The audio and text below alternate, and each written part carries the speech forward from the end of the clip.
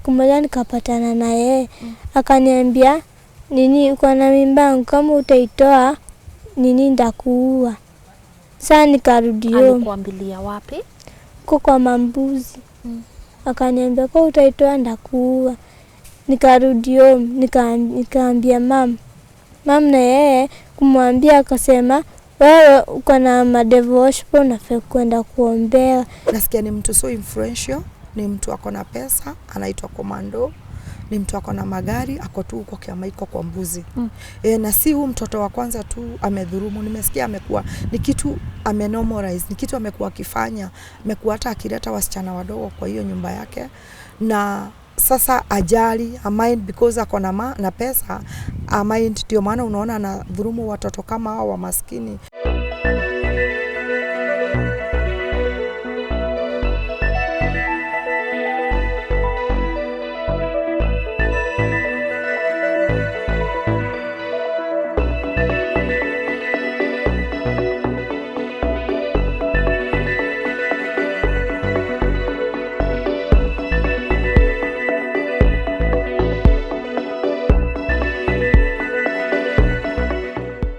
Hello, good morning. Now today's episode of Tales of Wanjiku is taking a different turn. Sitting right here on this bench with me is a 15-year-old girl. Let's call her Nelly. Now Nelly says she was impregnated by her mom's friend. Her mom is a total drunkard and her dad is physically abusive. So this mom's friend impregnated her and he forced her to abort. And now she says her life is in danger, and the woman who brought her here today says the best we can do right now is try to get her a safe house so that she can be able to rebuild her life and possibly go back to school. For the last 6 months, she got pregnant, she aborted, and right now she is still traumatized.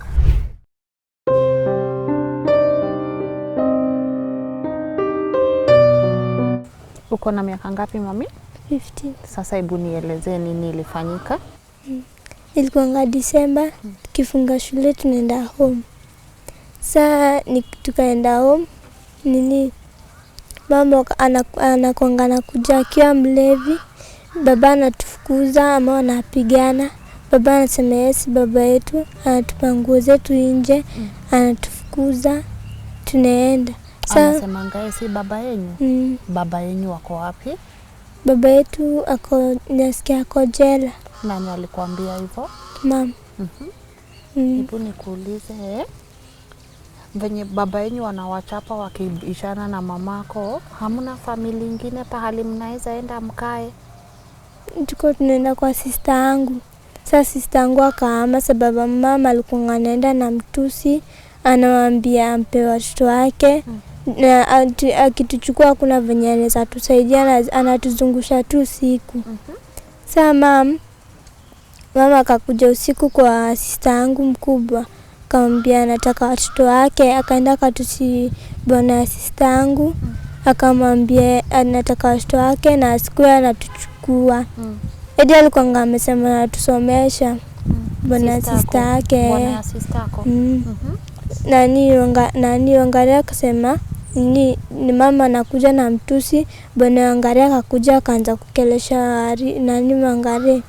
Akamwambia mama yako Edi na adabu, anakuja na mtusi na aonika anasaidia watoto wake. Sasa mama akatuchukua akaanza kutuzungusha nje. Sasa Wangaria kahama kwa penye alikuwa, ndio mama asikuja kumsumbua tena. Sasa ni wewe na nani mlikuwa mnakaa kwa sister yako? Mimi na sister yangu mdogo. Sister yako mdogo ako na miaka ngapi? 3. Ako na miaka 3. Okay. Sasa na shosho, hauna shosho? Tuko naye. Ako wapi? Ako Ngeto, Kiamaiko. Wanaishi Ngeto pia? Kwa nini mkuenda kwa shosho? Shosho ni yule mtu aski. Yani mama anakuja na mtusi, anamtusi mchawi. Yani pia ni mtu wa pombe. Shosho? Anakuja na mtusi mchawi, anakuja na mwambia si mama yake. venye amezeeka. Shosho anasema hawezi kaa na sisi. Mama ana adabu. Anakuja na mtusi. So napata tukifukuzwa tukienda kwa shosho. Mama anakuja na anatuita, anasema msike huko, huo ni mchawi. Sasa shosho anasema hawezi kaa na sisi. So shosho yako pia anakunywa pombe? Mama wako hukunywa pombe kila siku? Anafanya kazi gani? Ya kuna kazi anafanya. Na pesa ya pombe anatoa wapi ukisikia? Anaendanga kwa ukaya ngare. Anamitisha. Okay. Sa alikuwa na rafiki kiama iko. Tunaenda huko, tunalala huko. Alikuwa anaitwa Komando. Sasa mimi siko najua kama alikuwa mbaya, mtu mbaya. Niko namjua ni mtu mzuri. Sasa unapata tukifukuzwa tunaenda huko, anatukaribisha, anatupea chakula. Huyo Komando alikuwa rafiki ya nani? Ya mama. Alikuwa anakuja kwenyu? Komando? Mama ndo alikuwa anaenda huko, anamtisha pesa. Halafu? Sasa mama tukifukuzwa tunaenda huko, anatuambia tuende huko. Tunaenda tunalala. Saa ikakuwa hivyo, tunaenda tunalala huko, tunakaa huko. Ama unapata kama tunaishi huko kama kwetu. Ni kama kwenyu? Nyumba yake inakaaje? Ilikuwa ndogo. Nyumba ya Komando? Alafu ni mtu wa bangi. Ni mtu wa bangi? So ulijuaje yeye ni mtu wa bangi? Alikuwa anakuja anavutia huko ndani. Okay. Alikuwa na bibi? Mgani? Alikuwa na bibi, ako na watoto na mwingine wa form 4 mwenye amemaliza. Huo ni mtoto wake ama bibi yake pia? Bibi yake. Ako na bibi wa form 4? Saa siku moja akanishika cha nguvu. Akaniambia ukijaribu kushout nitakuua ama ndakuchinja nikutupe kwa rowe. Saa akanishika the next day ndo nikaamka nikaenda nikaambia mama. Hebu kidogo, ile saa alikushika nani walikuwa kwa nyumba?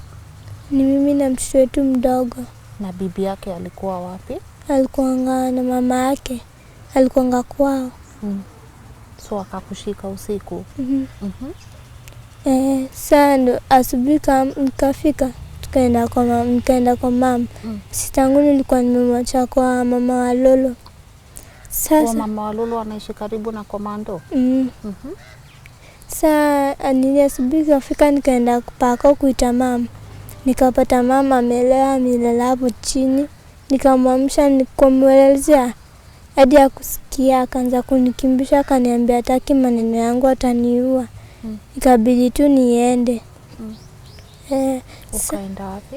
Nikaenda kwa aunti yangu. Anaitwa Aunti Skola. Nikamwelezea, akaniambia hakuna venye anaweza nisaidia. Ulikuwa unasikia uchungu? Na hebu nikuulize, venye mulitoka sasa huko kwa huyo Komando, ukaenda ukaambia mamako alifanya nini? Mama akuchukua action. Alinikimbiza tu, alikuwa anazoea ukimwambia kitu anakupiga. Sana nikimbiza na mawe. Watu wakiona? Na kwa nini watu hawakumkataza? Unapata ukimshika anaweza kugonga. Anakutolea wazimu. Aya, so ukaambia mama, halafu akakataa? Halafu akasema ananirudisha shule. Sini akanirudisha shule. Venye nilienda shule, nikaenda kusoma. Saa nikaenda shule, tukatokea shule nikaenda kuoga. Nikaenda changing room. Shule yenu ni boarding? Nani alikuwa anakulipia shule? Tulikuwa nalipwa na wazungu. Okay. Halafu sana nikaenda changing room. Nilikuwa na rafiki yangu wa Lolo mwenye tulikuwa na yeye Geto. Akaniona natoka maji. kwa matiti. Akaniuliza ni nini mbaya, nikamwambia hakuna. Kesho yake tukaenda shule, akauliza teacher, mtu wa class 7 akitoka maziwa kwa matiti hiyo ni nini? Akamwambia maybe ako pregnancy ama kuna kitu amemfanyikia. Kesho kuja na yeye. Tukaenda na yeye, nikamwelezea. Acha kusema siwezi kaa shule, nirudi home. Ulielezea teacher nini? Nilimwelezea venye tunafukuzwa. Nikaenda kwa komando. Ukamwambia kitu komando alikufanyia? So akasema muende home. Hakukuambia anaweza kusaidia ama? Hakuniambia. Hii shule inaitwaje? St. Emma. St. Emma iko wapi? Dandora. Dandora. Na teacher anaitwa nani? Alikuwa anaitwa Chema. Chema. Okay. So ulimwambia kitu yoyote komando alikufanyia? Akakwambia uende nyumbani? Kaniambia niende niangaliwe, niende usi. Halafu? Ndio nikarudi Good Samaritan. Auntie Masi akaniuliza ni nini. Nikamwelezea, akaniambia kesho nikuje na mama yangu. Ndio nikaenda home. Nikapatana na anko yangu akaniuliza ni nini, mbona uko home na unafaa kwa shule? Ndio nikamwambia hakuna. Akaniambia leo lazima nikupeleke shule, na kama kuna kitu umefanya vibaya ndakuchapa. Wakanirudisha kia mama yangu, alikuwa ngaseo mlevi, anko yangu na rafiki za mama yangu wawili. Tukaenda, wakaniambia nini, nikawaambia nini mam, alikuwa tunafukuzwa usiku, nini tunaenda kwa komando, tunalala huko. Tukilala huko komando akanishika. Nikamwambia, akaniambia nini ulitoa damu mingi? Nikamwambia Akaniambia ulifanya aje? Nikamwambia nilienda kwa kina Shanice nikaoga, akanipea kwanza ni periods.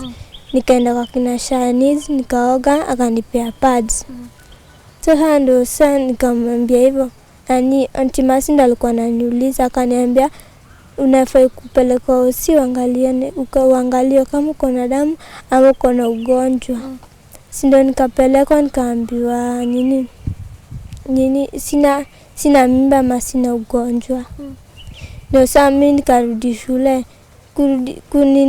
Kurudi shule nikaambiwa nikuje. Ulipelekwa hosi gani? MSF. Wakakwambia uko sawa? Halafu nikaambiwa nirudi. Urudi shule? Nirudi hosi. Lini? After siku ngapi? 3. Halafu ndio nikarudi, nikaambiwa niko na mimba, ni sio kuonekana. Ndio nikaenda home. Uko venye hosi walikwambia ulikuwa na mimba, ulipelekwa na nani hosi? Na anko yako. Alafu anko alireact aje? Akasema atakuwa anashughulika. Ukarudi home? Ndio tukaenda police station, nikaandikisha, wakasema nini kesho tukuje. Sasa ndo nikaanza kukaa home. Unapata sometimes baba ananitusi, ananiambia niende huko na mamimba zangu, ananifukuza kwanza, ananirushanisha. Nikiambia mama anasema wewe unapenda sana kuingilia bwana yangu. Mama anaanza kunitusi, ananiambia pia niende sababu babako na pesa, saa anakuwa saidi yake ndio ampeze kwenda kukunywa. Uliambia mama umeambiwa hosi uko na mimba? Akasema hizo ni shida zangu, nizae na nimpe, nikuwa na atakuwa na muangalia. Halafu sasa unapata hadi sometimes tukuli. Tunaenda kwa jirani, tuko na jirani wangeto. Alikuwa anaitwa this. Anatupia chakula. Sasa nikienda mahali unapata natusiwa, nikienda kwa shushangu ananiambia anitaki. Sana sina mahali pa kuenda, naenda kwa kansi zangu sometimes hayuko. So ilifika lini komando akajua uko na mimba na alifanya nini? Saa venye nirudi uko home na ni sijui venye alijua. Siku moja nikapatana na yeye akaniambia nini uko na mimba, kama utaitoa nini ndakuua. Saa nikarudi home. Alikuambilia wapi? Kwa mambuzi. Akaniambia kwa utaitoa ndakuua. Nikarudi home nikaambia mama na yeye kumwambia akasema wewe uko na madevotion unafaa kwenda kuombea. Nikamwambia hapana mama, unafaa tu kunielewa. Unajua nikalisha chini ukaniuliza maswali. Ama ukaniambia nani ndio shushu yangu ama nani ndio kwetu ni wapi. Hadi hajaniambia kwetu ni wapi. Sasa nikimwelezea unapata ananifungia na kitu anaanza kunipiga. Nikamwambia mama ina shida sana, mimi nimeenda ujue nikiuliwa ujue nilikuambia. Sasa nikaenda kwa shushu yangu nikapitia hapo. Shushu yangu hadi yako anataka kuniona. Sana nikarudi kwa mamangu nikavumilia huko nikakaa hadi nikitusiwa na katuko. Sana napata sometimes hadi tuna chakula ya kukula hadi kupika hawezi. Nikiambia mama anipe pesa chakula anipei. Ndio sasa mimi nikaona tu nibidi tu niitoe. Nikarudi kwa komando huko chini. Nikamtafuta nikamwambia sawa mimi nataka kutoa. Akanipea hizo dawa. Akaniambia wewe usinienjoy, akanishika hivi nywele akaivuruta. Akaniambia wewe usinienjoy, mimi sikutaki na mimi sikuwa nakujua na mimi niko nayo si yangu. Marehemu mamako alikufa, si mamako. So kwa nini uliambia komando unataka kutoa na ulijuaje watu wanatoanga? Venye nilikuwa ngaosi nani wako ananiambia kama nataka kunitoa. Nani hospitali sa nini nikikaa unapata mama dada sometimes kama nataka usaidizi ananiambia mtoto ukimwangalia alikuwa anasema eti anataka kulea na hadi hajui kulea ni nini. Nikipita hapo ananiambia utalea sawa. Unataka tu kulea utapata tu nini utailea na maybe wewe ndio unaweza kufa ama mtoto wako akufe, wewe tu ende utoe usi.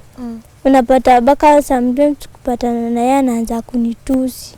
Ama ananiambia mimi ni jangili. Nani huyo sasa? Mama wa dada. Mama wa dada? Dada ni nani? Wao nyumba 10. Oh, huyo mwenye nyumba 10. So ndiye alikuwa anakuongelesha hivyo? Sasa mimi najifikiria nasema ili tu kutoa, kama hakuna mtu anaweza nisaidia ili tu nitoe. Ndio nikaitoa. Ulipata wapi dawa za kutoa? Nilienda nikatafuta komando. Tena? Nikamwambia sawa mimi nataka tu kutoa. Akanipea dawa. Alikupelea wapi? Huko kwa ng'ombe, huko kwa mambuzi. Anafanyanga nini kwa mambuzi? Anafanyanga kazi huko kwa mambuzi. Akakupea? Alafu? Akaniambia na nikisikia eti ulikuja ukaniambia nataka kutoa, hiyo ndio itakuwa shida yako kwa sababu wewe ndio umenitafuta, si mimi ndio nimekutafuta. Na nikaenda kutafuta mama. Alikupea dawa ngapi? Zilikuwa 6. Halafu? Nikaenda nikatafuta mama. Tukaenda na yeye nilimuuliza hizo maswali, mama wewe si mamangu? Akaniambia mimi si mamako. Tafuta mamako. Sasa pia leo sijuangi mamangu ni nani. So, madawa ulikunywa saa ngapi na nani alikuwa hapo? Ilikuwa ngatu watu wa mbuzi. Walikuwa wengi. Ulikunywa huko kwa komando? Si kwake. Huko kwa penye ni grau kubwa penye wanapeleka ngama mbuzi. So ukakunywa zote 6? Halafu? Sasa ndio nikaenda kwa mama. Nikaenda kwa mama. Nikamuuliza swali akaniambia yes mama yake. Tukaenda home. Kwenda home kwenda choo nikapata na mwaga damu alafu zimeshikana. Ndio nikaanza kufikiria nikaenda nikauliza mama yangu Mamangu akasema hataki stories zangu, ati mimi nini hakuna venye anaweza nisaidia. Yes, mamangu na hii familia yote hakuna mtu anaweza tusikia. Si tulilaaniwa. Ndio sasa nikaenda ghetto. Mama dada akaniita kanipeleka hosi. Kama bado unamwaga damu. Sasa wako najua kama nimetoa. Ilikuwa kubwa. Mimba. Ilikuwa miezi ngapi? Hadi sijui miezi, lakini hadi sikuambiwa miezi. Tangu niangaliwe kama niko na mimba. Sijairudishwa hosi. So lakini ulikuwa unaifeel? So ukatoa, ukapelekwa hosi. Halafu kupeleka hosi wakaniambia koli nini nimefanyika na mwaga damu. Nikaambia nini hakuna. Wakaniambia kumbe ukuanga na mimba, ulikuwa unatutanganya. Nikitaka kuelezea hadi wasikii. Sana najifikiria nasema nikiwaelezea hakuna kitu atateka. Acha tu nirudi home. Wakaniambia nini kwa naenda hosi. So venye ulikaa hosi how long after umetoa? After umetoa ulikaa hosi how long? Hosi. Si nilienda venye nilitoa. Nikaenda hiyo siku tu ndo nilienda hosi. Walikupea madawa? Walifanya nini? Wako wanajua kama nimetoa. Wako kuangalia hata huko chini? Waniangalia wakapata tu natoka damu. Sawa, kukupea madawa yote. Hii ni hosi gani? Hadi sikuwa najua ni huko chini kwa ghetto. Ilikuwa hosi ya huko ndani? Ndio sasa nikaenda home. Kwa mami? Halafu? Nikakaa huko na niyo kaanza kubishana. Mamangu akanipeleka mama mwingine to Mama Rose. Ndio mimi nikasema nataka kurudi shule. Nikaenda kwa sister yangu. Kwa mkubwa? Nikaenda kwa kazi ya bwanake. Nikamwelezea, akaniambia ananipeleka kwa Wangare wetu. Wangare, nikapata Wangare ako na mtoto na mtoto mwingine Fatu na mtoto mwingine mdogo. Nikamwelezea Wangare akasema pia yeye mtoto wake aendangi shule na hakuna venye anaweza nisaidia pia yeye. Mama hadi alikuwa anataka kutusomesha. Sasa hadi amekonda. Hadi ukimwangalia tunaweza mhurumia. Hadi ana kitu. Kwani vitu walipeleka? Waliuza. Kwa nini? Yeye niliambia tu aliuza. So ukarudi tena kwa mama? Nilikuwa na msichana mwingine alikuwa anaitwa Lena. Sasa msichana ilikuwa usiku. Alikuwa anataka kunipenda kwa baba. Sasa venye alikuwa anataka kunipenda kwa baba sababu yeye alikata shule. Sasa hiyo siku nikapatana na baba wengine walikuwa ngarafikia sister yangu. Wakaniuliza, wewe ni ule sister Lea Wangari? Nikamwambia mamako si ni Milka ule mwenye anashinanga amebeba mtoto mdogo kwa mgongo akitembea naye usiku. Nikamwambia na unafanya nini na msichana? Unajua msichana atakuharibia maisha. Bwenda msai na kwetu ilikuwa ngalaiti. Nikamwambia mimi sina pale pa kulala. Nilikuwa nimeenda kwa sister yangu kumwambia kama naweza nirudisha shule. Anirudisha, lakini akasema hakuna venye anaweza tusaidia. Nikarudi, wakanipeleka kwa shosh. Sasa kuna nani kika kwa shosho akaenda ushago. Nikakaa kwa kazi yangu. Sasa kesho yake ndo nikaitwa, nikaambiwa unaenda shule. Ndio sasa nikaletwa kwa Beatrice. Kwa Beatrice. So uliletwa sasa unakaa kwa Beatrice. Sasa shule uliachia class? Niliachia tu, nilikuwa naenda 8. Ulikuwa unaenda class 8. So hii mwaka yote hujaingia shule? Hujaenda shule hizi miezi zote? Okay. So unataka kwenda shule? Na nini ingine? Nataka kwenda shule, nikimaliza shule nisaidie sister zangu. Unataka kuwa nini ukimaliza shule? Nataka kuwa dancer ama hair hostess. Hair hostess? Mama ndege? Uko nini unaenda na ndege? Okay. Shule unapenda subject gani?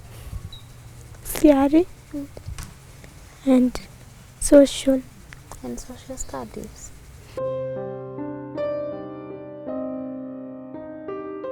Sawa basi. Utarudi shule sawa? Sawa. Okay. Kwa majina naitwa Beatrice Karore. Mimi ni mkaaji wa Mathare. Zaidi mimi ni mtetezi wa haki za kibinadamu. Na kazi yangu hasa ni kutetea survivors wa rape. Hasa wa mama, wasichana na watoto. Historia ya huyu mtoto ulijua aje? Kwanza mimi nimetoka kikundi ya kina mama inaitwa Wanawake Mashinani yenye iko hapo Mathare. So story ya huyu mtoto kuna organization iko Kiamaiko yenye si network. Azin wakiwa na kesi na maybe hawana safe house, na mimi kuna safe house niko na contact ama kuna vile naweza watafutia, wananipigia tunajaribu kutafuta. So ikikosa pia tunajaribu reach out ni vipi tunaweza saidia how survivors wa rape. So after kulifaiwa hii kesi, niliweza kufuatilia kwa undani kwa sababu nilishtuka sana. Huyu ni mtoto mdogo sana, mtoto wa 15 years. Na yale mambo amepitia ni mambo magumu sana. Na unasikia huyu mtoto alidifailiwa December. Lakini vile alipelekwa hospitali like mwezi wa pili hivi ndio alipelekwa hospitali. So hii kesi yake alitake a lot of time ndio aweze kupata matibabu. Kulingana na yeye, sasa mmefika wapi?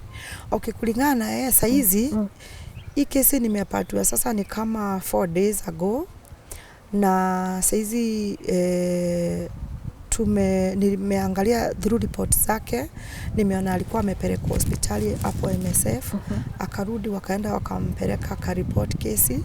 Lakini kulingana na vile nafuatilia nasikia bando huyo perpetrator bado tu ako tu anakuja akidisappear, but nasikia ni mtu so influential, ni mtu ako na pesa, anaitwa Komando, ni mtu ako na magari, ako tu huko Kiamaiko kwa mbuzi. Na si huyu mtoto wa kwanza tu amedhurumu, nimesikia amekuwa ni kitu amenormalize, ni kitu amekuwa akifanya, amekuwa hata akileta wasichana wadogo kwa hiyo nyumba yake. Na sasa ajali mind because ako na pesa mind, ndio maana unaona na dhurumu watoto kama hao wa maskini mwenye hana sauti. Yeah. Tukiongea na yeye ametuambia jinsi alivyotoa na unaona ni kama hii ni topic inaongelelewa huko. Do you think hizo places zimenormalize vitu kama hizi, hata mtoto kukua na mimba akiwa na miaka 15 watu wanaona ni kitu ya kawaida? I think because given that mahali tunaishi like Mathare is an informal settlement, hizi vitu it's like violence zimekuwa normalized because unapata sasa most of the times wamama wanakereresha watoto, na si wamama wote hasa wenye huwa wananeglect watoto wao. Like sasa unapata like a story ni mama yake ni mlevi chakali. So unapata huyu mama ana time hata na mtoto wake. Unapata huyu mama hata asikizi mtoto wake, hata akai chini na mtoto wake aweze kumuelezea mtoto msichana anafaa kukaa hivi na hivi. Tena unapata hata huo rafiki wa mama yake pia na yeye kulingana vile ameona huyu mama mwenye wanaishi na yeye ni mama careless, ni mama mlevi, hata yeye mwenyewe ana take advantage ya huyu mtoto. Yeah. Sahi tunatafuta usaidizi upi? Saizi mimi nilikuwa tu ninaomba huyu mtoto akipata safe house, kwa sababu nikiangalia huyu mtoto ni mtoto wako sharp, ni mtoto wako willing kusoma. So saizi ile usaidizi tunatafuta ni shelter ama safe house mahali huyu mtoto anaweza kaa na pia apate mtu wa kumsomesha, Beatrice ajaribu kubeta maisha yake na maybe maisha ya watoto wao wengine, because kulingana vile ameniambia like they're like 5 in a family, na pia akona katoto kao kadogo kako 3 years kenye mamake anaendanga kukunywa nako. So mtoto akipata maybe mtu wa kumsupport, ajaribu kubeta education yake, na pia ajaribu pia kupatiwa counseling, because unapata bando hajapata ile therapy ya counseling ndio aweze at least kutoa hizo dhuluma amekuwa akipitia. Me I believe mtoto atasaidika na ataweza kuendelea na maisha yake kama watoto wengine. Mmejaribu kufuatilia mkatafuta mamake? Tunajaribu saizi, ndio tunajaribu kufuatilia because tangu tuletewe hii kesi jakaa sana, so tuko kwa process pia kutafuta mama yake ndio tujue kwa nini ananigrate mtoto kama huyu. Kwa nini anawaachilia mtoto kama huyu? Shinda ni nini? Kwa nini anawaachilia mtoto mpaka amebakwa? Mtoto after kubakwa ndio amepata mimba, na maybe anafaa apimwe hata ajulikane maybe kama alipata magonjwa zingine ndio aweze kufanya nini, kupata matibabu. Yeah. Mbona wewe unafanya hii kazi? Okay, hii kazi naifanya kwa sababu kusema ukweli, mimi nilipata mimba nikiwa secondary school. I was in form 3. Nilipatanga mimba and I was in school. Some of my family members walikuwa wanataka nitoe hii mimba, but the person mwenye aliniweka mimba aliniambia nikitoa mimba yake nitakufa. So I had to wait. Do I really want to die? Nikaona sitaki kukufa. So nilikuwa rescued, nikakuja kwa my boyfriend. By then alikuwa anaishi huku Madhare. Sasa venye nilikuja huku my boyfriend akanikubali na tukaendelea kuishi vizuri na nikazaa mtoto wangu vizuri. But sasa nilikuja nikapata hapa Madhare dhuluma ziko juu tu sana, na nikaona it's very different from the settings zenye nilikuwa nimelelewa nazo. So nikakuwa so much touched, nikaona watoto vile wanadhulumiwa, yani maisha ilikuwa tu ngumu sana. So nikaona wacha ni take up tu, na nikakuwa so much passionate kujaribu kuona ni vipi tunaweza tu rescue hao watoto, kuwasaidia, kuona ni vipi tu wanaweza tu better their lives. Because sisi hata wakati wa hii COVID, Madhare cases za defilement, cases za rape ziliongezeka tu sana. So hiyo ndio ile kitu bado ili nimenipatia mtisha kuendelea tu kusupport my community, kuendelea tu kusupport hawa wasichana, because future ya nchi yote ni hawa watoto, ni hawa wasichana.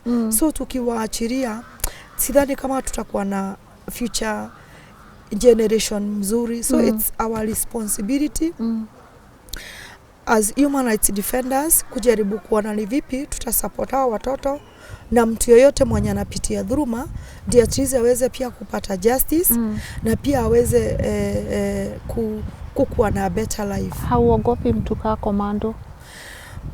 Enyewe siwezi nikasema siogopi, but sasa ukiangalia fear na kusave, unaweka hizi vitu kwa ratidi, unaogopa ndio, but at the end of the day unataka kusaidia.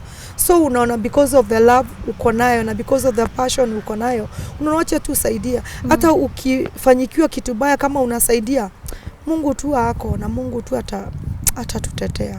Yeah, because hatuwezi tukaachilia watoto kama hao waendelee kudhulumiwa na waendelee. Lazima tukue na voice whereby tutasupport hao watoto na tuleza our voices tu, ndio watu wajue this is very wrong, na wazee kama hao wenye wanafaa kuwa ndio viongozi wa community, na saizi wao ndio wanadhulumu hawa watoto. It is very wrong. Yeah, it is wrong. It is very wrong. In case kuna watu wana watch and someone would like to even give her a safe place to stay and maybe try and handle her case, how can people reach you? Yeah, currently mimi ndio naishi na mtoto. Na na feel kama kuna mtu anaweza msupport, mimi naweza furahi sana. Kama mtu anaweza penda reach out kusupport mtoto, maybe you can either reach out to me. Yeah. Give us your phone number na full names kwa hiyo number. Kwa namba yangu ya simu ni 0721 884 662. na inaleta jina ya Beatrice Toamadhi. Okay. Yeah. Asante sana Beatrice. Thank and you. we are hoping for a better ending. Thank you. I don't know guys when we started normalizing such things. I don't know when we started making it look like it's okay for a 15-year-old to be defiled, abort, and then go through the healing process akiwa peke yake. Honestly, I don't know. Na unajua this has also opened a lot of things for us. I think we also need to tackle such, we need to go deeper and even cover more of these stories because I think we have a problem. I think we have a problem. A big one. Yeah, so if you want to reach out, I think the most important thing right now is to try and get her a safe house. So reach out kwa hii number ya Beatrice, it will be on the screen, and the full names. And also if you want to talk to me, my email is also on the screen. As always, a Tales of Wanjiku would not be possible without my amazing director and camera person Edwin Ochieng, and also our amazing editor mwenye leo ako kwa set Yukabeth Mukami. Thank you so much for watching.